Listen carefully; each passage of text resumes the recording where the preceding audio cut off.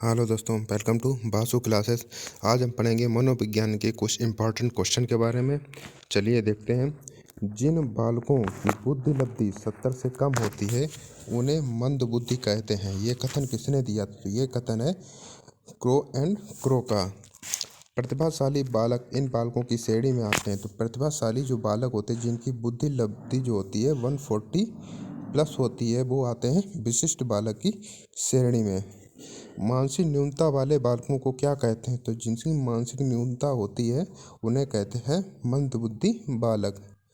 पिछड़ा बालक वह है जो स्कूल के जीवन के मध्य में अपनी आयु स्तर की कक्षा से एक सीढ़ी नीचे की कक्षा का कार्य करने में असमर्थ हों। ये कथन क्या है? तो ये कथन किसका है? तो ये कथन जो है वह सिरिल वर्ड का है, और ये जो लक्षण है वह है पिछड़ा बालक के। सिरिल वर्ड के अनुसार ये सिरिल वर्ड का कथन है। टर्मन के अनुसार प्रतिभाशाली बालक की बुद्धि लब्धि कितनी होनी चाहिए? तो टर्मन के अनुसार प्रतिभाशाली बालक की बुद्धि लब्धि जो होती है वह 140 प्लस की होती है। छात्रों को कैसे विषय देने चाहिए? छात्रों को जो विषय देने चाहिए वह रुचि तथा उनकी योग्यता के अनुसार देने चाहिए। आर्मी अल्फा बुद्धि परीक्षण किस प्रकार का परीक्षण होता है? तो आर्मी अल्फा बुद्धि परीक्षण जो होता है वह शाब्दिक तथा सामूहिक परीक्षण होता है। बाकर मेहंदी का संबंध किससे है? तो बाकर मेहंदी का संबंध वह है सृजनात्मक परीक्षण से। किसने सर्वप्रथम प्रयोगशाला खोलकर बुद्धि परीक्षण के कार्य को वैज्ञानिक आधार दिया था? तो सर्वप्रथम विलियम वुंट ने जर्मनी के लिप्जिंग शहर में मनोविज्ञानशाला खोलकर परीक्षण को वैज्ञानिक आधार देने का कार्य किया था। वुंट ने प्रयोगात्मक मनोविज्ञान की प्रयोगशाला कब स्थापित की थी? तो वह 1879 ईस्वी में स्थापित की थी। सामूहिक बुद्धि परीक्षण किस देश में सर्वप्रथम आरंभ हुआ था? तो सामूहिक बुद्धि परीक्षण जो वह है अमेरिका देश में सर्वप्रथम प्रारंभ हुआ था। बुद्धि के समूह कार्य सिद्धांत का प्रतिपादन किसके द्वारा किया गया?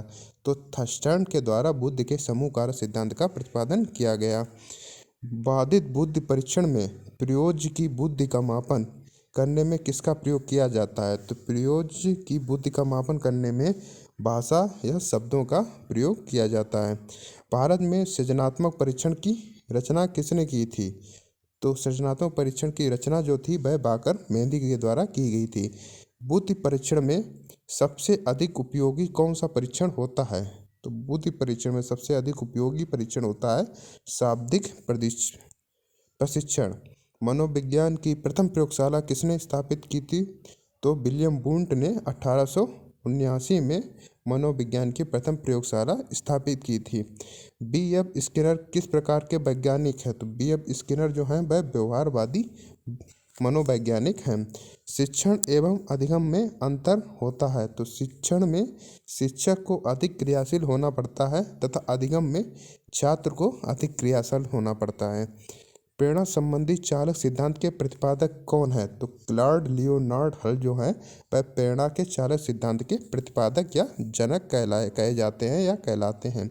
अभिप्रेरणा का मनोविश्लेषण सिद्धांत किसने दिया? तो सिगमंड फ्रायड ने अभिप्रेरणा का मनोविश्लेषणात्मक सिद्धांत दिया था। अभिप्रेरणा का मांग सिद्धांत या आवश्यकता सिद्धांत किसने दिया? तो अब्राहम मैस्लो ने इन्होंने मांग सिद्धांत या आवश्यकता सिद्धांत दिया था, जिसे हम नीड थ्योरी के नाम से भी जानते हैं। नीड अर्थात आवश्यकता, थ्योरी मतलब सिद्धांत। अभिप्रेरणा की मूल प्रवृत्तियों का सिद्धांत किसने दिया था? तो अभिप्रेरणा की जो मूल प्रवृत्तियां हैं उनका सिद्धांत दिया था मैकडोगल ने। और मैकडोगल ने कुल कितनी मूल प्रवृत्तियां बताई थी? तो मैकडोगल ने कुल 14 प्रकार की मूल प्रवृत्तियां बताई थी। व्यवहार में उत्तरोत्तर अनुकूलन की प्रक्रिया ही अधिगम है। ये कथन किसका है? तो ये कथन जो है वह है स्किनर का। स्किनर के अनुसार जो होता है व्यवहार में उत्तरोत्तर अनुकूलन की प्रक्रिया ही अधिगम कहलाती है।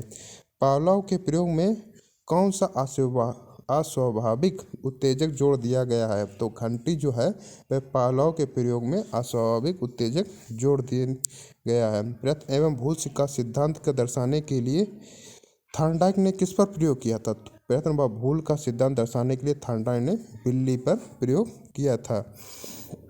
थॉर्नडाइक ने अधिगम के मुख्य व गौड़ कितने नियम बताए? तो मुख्य नियम की बात करेंगे तो मुख्य नियम बताए हैं 3 और गौड़ नियम बताए हैं 5। थॉर्नडाइक के अनुसार तथा इन्हें बहुकारक बुद्धि सिद्धांत का जनक भी कहा जाता है। क्रिया को उत्तेजित करने, नियमित करने तथा जारी रखने की प्रक्रिया को अभिप्रेरणा कहते हैं। यह कथन किसका है? तो यह कथन जो है वह आर्चगुड का है। यहाँ पर क्रिया को उत्तेजित करने, नियमित करने तथा जारी रखने को अभिप्रेरणा कहा गया है। व्यवहार का व्यवहार उसकी मूल प्रवृत्तियों से संचालित होता है। यह कथन किसका है? तो जो ये कथन जो है वह है मैकडूगल का। संज्ञानात्मक क्षेत्र का सिद्धांत किसने दिया था? तो कर्ट लेविन ने संज्ञानात्मक क्षेत्र का सिद्धांत दिया था।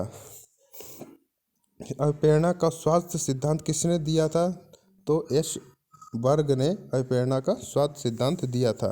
निंदा तथा पुरस्कार आदि अभिप्रेरणा के कौन से साधन कहे जाते हैं? तो ये निंदा तथा पुरस्कार जो होते हैं वे अभिप्रेरणा के बाह्य साधन कहे जाते हैं।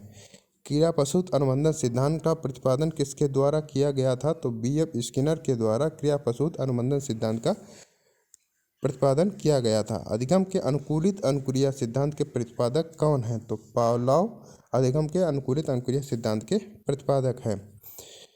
परंपरागत अनुबंधन सिद्धांत का प्रतिपादन किसने किया था? तो I.P. पावलोव ने परंपरागत अनुबंधन सिद्धांत का प्रतिपादन किया था। माता पिता से संतान को हस्तांतरित होने वाले गुणों को क्या कहा जाता है? जब माता पिता से संतान में जो गुण आते हैं उनको हम कहते हैं वंशानुक्रम, तथा जो बाहरी गुण जो होते हैं उनको कहते हैं वातावरण के द्वारा। तो यहाँ पे माता पिता से संतान में हस्तांतरित या आने वाले गुणों की बात कही गई है, तो वह हो जाएंगे वंशानुक्रम। किशोरावस्था जीवन का सबसे कठिन काल है, ये किसने कहा था? तो ये कथन जो है वह है किलपैट्रिक महोदय का। किशोरावस्था बड़े संघर्ष, तनाव, तूफान की अवस्था है, ये कथन किसका? तो ये कथन है स्टैनले हॉल का, तथा इन्होंने एडोलेसेंस पुस्तक भी लिखी गई है। कल्पना षष्ठी का नामक स्वयं शिशु ही होता है, ये कथन किसका? तो ये कथन है फ्रायड महोदय का। यहाँ पे कल्पना षष्ठी का नामक स्वयं शिशु ही होता है, ये इनका कथन है। शैशवावस्था को सीखने का आदर्श काल किसने कहा है? तो वैलेंटाइन ने शैशवावस्था को सीखने का आदर्श काल बताया है। व्यक्ति का मानसिक विकास 15 से 20 वर्ष की अवस्था में उच्चतम सीमा तक पहुंच जाता है, तो ये कथन किसका है? तो ये कथन जो है वह है वुडवर्थ महोदय का। सीखने के गेस्टाल्ट सिद्धांत को और किस नाम से जाना जाता है? गेस्टाल्ट सिद्धांत को अंतर्दृष्टि अधिगम सिद्धांत या सूझ के सिद्धांत के नाम से भी जानते हैं। बाल्यावस्था को मिथ्या परिपक्वता का काल किसने कहा है? तो रॉस ने बाल्यावस्था को मिथ्या और परिपक्वता का काल कहा है। हेरिडेटरी जीनियस नामक पुस्तक किसकी है, किसके द्वारा लिखी गई थी? तो ये पुस्तक जो है वह फ्रांसिस गाल्टन इसके प्रतिपादक कहलाते हैं या रचयिता कहे जाते हैं। अपेक्षित अधिगम स्तर की संकल्पना किस राष्ट्रीय शिक्षा नीति में की गई है? तो ये राष्ट्रीय शिक्षा नीति 1986 में अपेक्षित अधिगम स्तर की संकल्पना की बात कही गई है।